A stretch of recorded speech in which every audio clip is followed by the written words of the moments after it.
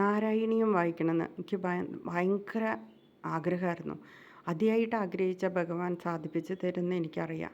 അങ്ങനെ ഒരു ദിവസം ഗുരുവായൂർ പോയ സമയത്ത് നാരായണീയം വാങ്ങിച്ചു കൊണ്ടുവന്നിട്ട് വായിക്കാൻ അറിയില്ല. അപ്പോൾ വായിക്കണം എന്ന് മനസ്സിൽ നല്ല ആഗ്രഹമുണ്ട്. അപ്പോൾ ഒരു ദിവസം ഉറങ്ങണ സമയത്ത്, ഹസ്ബൻഡ് ഉറങ്ങണ സമയത്ത് വാതിൽ നല്ലോണം ചാരി നല്ലോണം ഇങ്ങനെ അടച്ച്, എന്നിട്ട് ഞാൻ തപ്പിയല്ലേ വായിക്കണേ.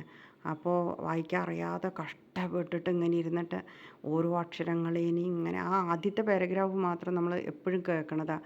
അത് മാത്രമേ അത്യാവശ്യം അറിയുള്ളൂ, ബാക്കിയൊന്നും അറിയില്ല. അപ്പോൾ എന്തുണ്ട്, ഇങ്ങനെ തപ്പി ഇങ്ങനെ വായിച്ചുകൊണ്ടിരിക്കുക.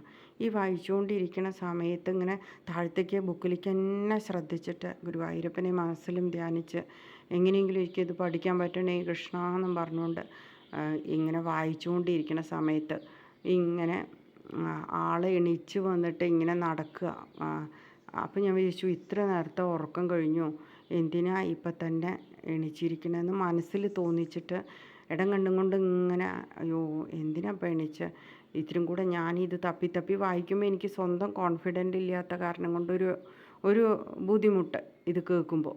അപ്പോൾ എനിക്ക് വായിക്കാൻ അറിയണില്ലല്ലോ. അപ്പോൾ ഇങ്ങനെ അങ്ങോട്ടും ഇങ്ങോട്ടും ഇങ്ങനെ നടക്കുന്ന സമയത്ത് ഞാൻ എൻ്റെ മനസ്സിൽ വിചാരിച്ചു, എന്തിനാ ഇപ്പോൾ എണീച്ചിരിക്കണമെന്നിങ്ങനെ മനസ്സിൽ തോന്നിച്ചു. ഞാൻ എന്നാൽ ചോദിക്കാനും പോയില്ല. അത് കഴിഞ്ഞ് ഞാനിങ്ങനെ വായിച്ചു. ദശകം 1, 2, 3 അങ്ങനെ 2-3 ദശകം ഇങ്ങനെ തപ്പി വായിച്ചു. അത് കഴിഞ്ഞ് ഞാൻ ശരി എണീച്ചതല്ലേ എന്നും പറഞ്ഞിട്ട് ഞാൻ പുസ്തകമൊക്കെ അടച്ചു വെച്ച് ഞാൻ എണീച്ച് ഭഗവാനെ പ്രാർത്ഥിച്ച് എണീച്ച് വന്ന് നോക്കുന്ന സമയത്ത് ഞാൻ കതക് അടച്ചത് അതേപോലെ തന്നെ ഇരിക്കണം. ആൾ ഭയങ്കര ഉറക്കമാണ്. അപ്പോൾ ഞാൻ കതക് തുറന്ന് എണീച്ചില്ലേ. പിന്നെ ഞാൻ ആരാ നടക്കണ സൗണ്ട് കേട്ടത്, എണീച്ചില്ലേ ചോദിച്ചു. അപ്പോൾ ഞാൻ എണീച്ചില്ല, ഞാൻ ഇവിടെ ഉറങ്ങല്ലേ. അപ്പോൾ എണീച്ചിട്ടേ ഉണ്ടായിരുന്നില്ലേ. ഇല്ല, ഞാൻ എണീച്ചിട്ടേ ഇല്ല. എന്തേ നന്ദനം പിക്ചറായോ ചോദിച്ചു. അപ്പോൾ എൻ്റെ അടുത്ത് അത് വല്ലാത്ത എൻ്റെ മനസ്സാകെ കോരി ധരിച്ചു പോയി. തപ്പി വായിക്കണത് ഭഗവാൻ കേൾക്കാൻ വന്നു എൻ്റെ എന്നുള്ളത് മനസ്സിൽ വല്ലാത്ത ഒരു സന്തോഷം തോന്നി. അങ്ങനെ എനിക്ക് നാരായണീയം പഠിക്കാൻ പറ്റി. നല്ല ഒരു ആചാര്യൻ നന്നായിട്ട് നാരായണീയം പഠിക്കാൻ പറ്റി.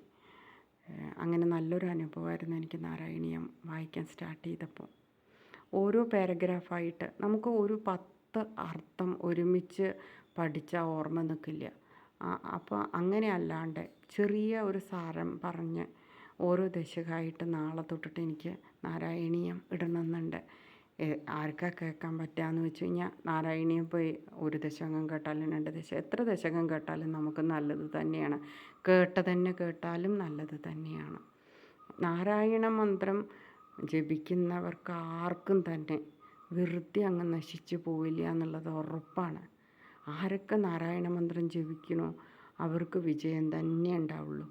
നമുക്ക് ഈ ദൈവത്തെ പ്രാർത്ഥിക്കുന്നതിൽ മീതെ ഒന്നും തന്നെ കണ്ടുപിടിച്ചിട്ടില്ല.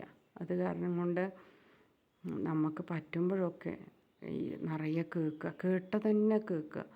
അപ്പം തന്നെ നമുക്ക് കുറേ മനസ്സ് ശാന്തി വന്നുകൊണ്ടേയിരിക്കും.